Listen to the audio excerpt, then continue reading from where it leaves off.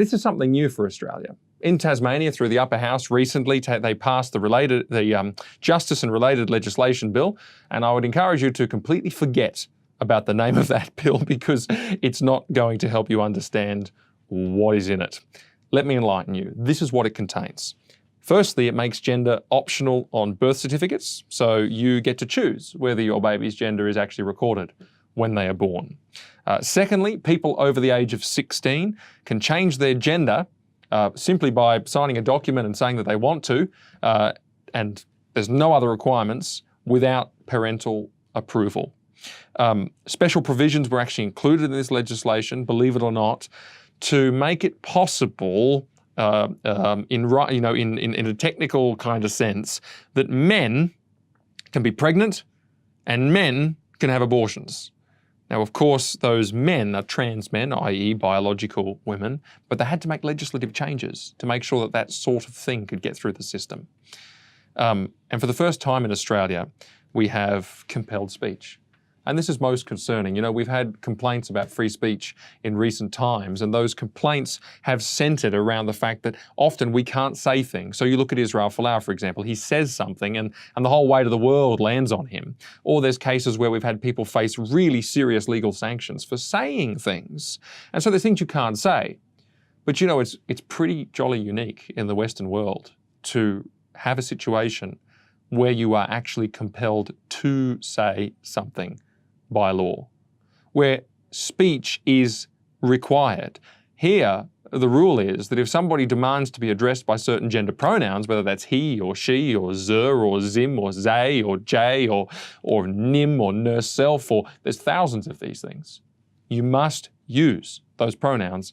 Otherwise, you infringe the hate speech provisions. And look, another serious thing that's in this bill is this idea that you can now offend somebody on the basis of their gender expression. Now, nobody actually knows what that is, what gender expression means, because it's not just, when it comes to the concept of gender in the modern world, we're not just talking about masculinity, femininity.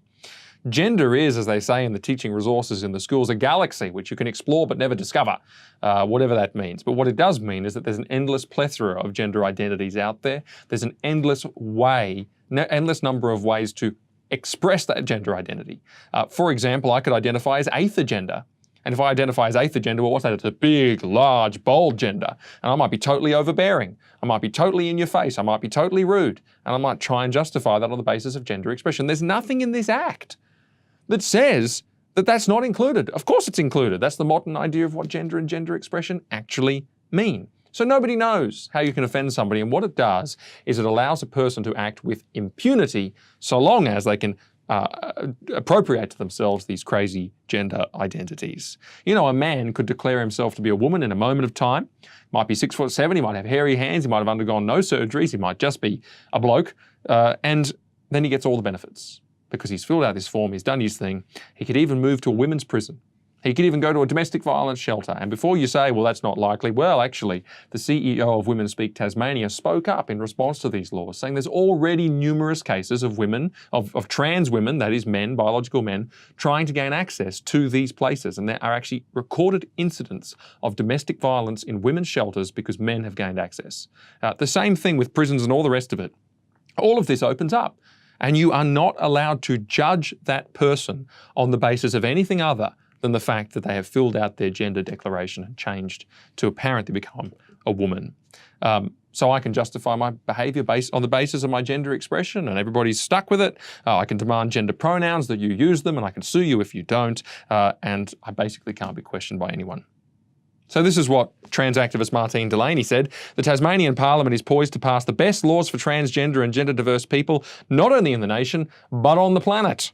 Now, what that means for us is that the Tasmanian Parliament is poised to pass the worst laws on the planet. And that comment's used advisedly, on the planet, because really these go further, I think, than any other jurisdiction in the Western world when you take the amalgamation of things that is in this law. I don't know anywhere else that's gone quite this far. Now, the laws are not yet absolutely cemented in because they've got to go back to the lower house and get the stamp of approval, but everybody really expects that to happen without too much effort because, let's face it, it already came up through the lower house in the first place and was approved once before.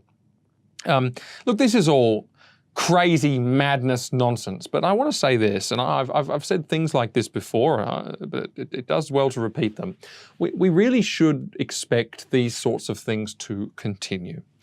We should expect a continuation of crazy efforts that entrench our desire as people who have denied God, entrench our desire to become creators.